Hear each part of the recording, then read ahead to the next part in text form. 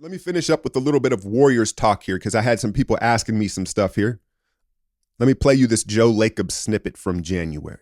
There's no guarantees in life, right? I mean, I don't know what Steph's going to decide at some point, and it's up to him. He's earned the right. I say that all the time about these guys. Kevin left. I'm not mad at Kevin. He earned the right to be a free agent. If we're not a place he wants to be or someone wants to be, then they have the right to go somewhere.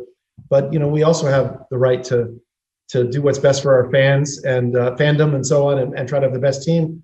And players do get, when they're young, they get better or worse, but they usually get better. And then when they get older, sometimes they start to decline. So we all have to look at all those things, and there's contracts, and it is a business. And I'm pretty sure that, we will come to an accommodation with Steph to keep him here for a long time. But people need to understand it's always, even Joe Montana didn't stay at the 49ers forever.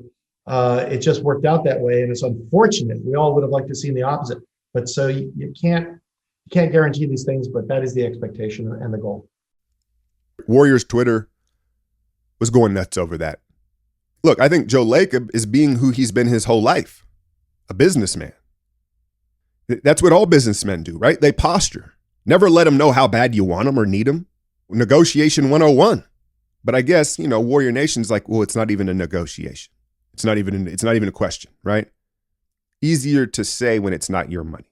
But I also think in the back of Lacob's mind, he knows that the end of that extension could look crazy for a 37, 38, 39-year-old Steph Curry. I don't know how long it's going to be.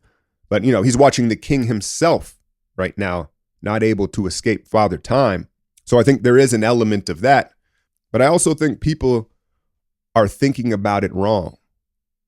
Because to me, what it really means is if he feels that way about Steph, how do you think he feels about Clay or Draymond? Like, Steph's going to stay, right? Steph's going to stay. But if he can say that about Steph, everybody that says, oh, they'll never trade Draymond, that's my point. That's my point. Now, speaking of Draymond, you saw him all week clutching on TNT. I wish he was in studio last night. I wanted to see him try to explain what happened with Team Clutch last night. But, look, everybody is praising Draymond for, his presence on TV. And I think he's good, right? I think he has potential. People are being a little bit extreme about it. Oh, he's brilliant. He's amazing. I don't know. Is he? Is he? I think it really speaks more to how bad the former NBA players are on TV. Now, Shaq and Charles, they're entertainers. I don't really count them, right? But I think the standard for the player analysis is just way lower. I don't know how many of y'all are football fans, but you go turn over to the NFL Network, the NFL coverage is just running circles around the basketball guys.